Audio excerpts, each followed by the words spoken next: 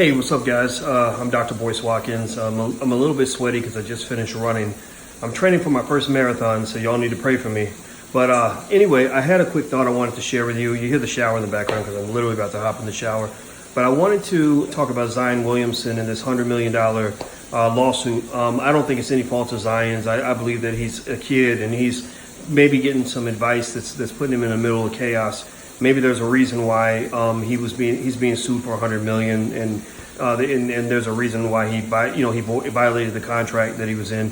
He was in a contract with Prime Sports and went over to CAA, Creative Artists Agency. And you guys know when I mentioned on my channel on drboycetv.com, I mentioned that there are plenty of black agents out here, plenty of black agencies out there, plenty of black attorneys and accountants and lawyers that can represent black athletes. And black athletes are one of the most valuable, most precious commodities coming from the black community. So I think it's time for us to turn the corner on that in terms of black people being represented by more black people. Not that they can only be represented by black people, but you shouldn't have black people only included when there's poverty, but excluded when there's wealth. The second thought is that Michael Jordan used to have this rule that he followed pretty closely during his career, which was that if you make a contract, you stick to it. So even when he was with the Bulls and he could have made more money going to other teams, he could have made more money by violating his endorsement deals. He could have made more money by switching, changing ideas at the last minute or changing his mind at the last minute. But he didn't. He stuck with his contracts. And I don't know why Zion decided that at 5 days after signing with Prime Sports, he was going to switch to CAA.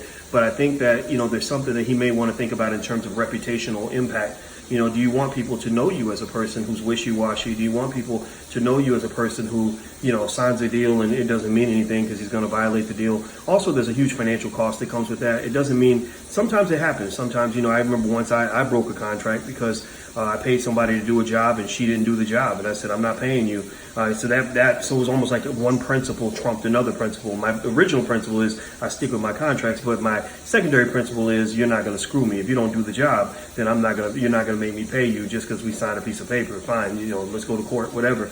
But I do think that you want to avoid those sorts of battles. You have to pick your battles. And I'm a little bit concerned about the fact that, Zion is picking this particular battle at this stage in his career. I think that there is, a lot of years in front of him. He's going to sign a lot of deals with a lot of people, and people are watching. I think people are going to say, well, gosh, if this guy signs contracts and then doesn't honor them, what does that mean? And I will say this for you guys who are thinking about becoming business owners and wealth builders. If you don't think a person's going to honor a contract, don't sign with them, because what's going to happen is you're going to have to then spend a lot of money enforcing the contract. So you got to spend money on lawyers and court fees and all this other stuff, when really, if you just get a good contract in the beginning, the person's going to stick with it, everything will be fine. But this is no shade on Zion Williamson. This is just me kind of giving you, some thoughts on financial and business advice, because everybody's going to sign a contract at some point, even if that contract is marriage. Right? Marriage is a contract, in case you did not know.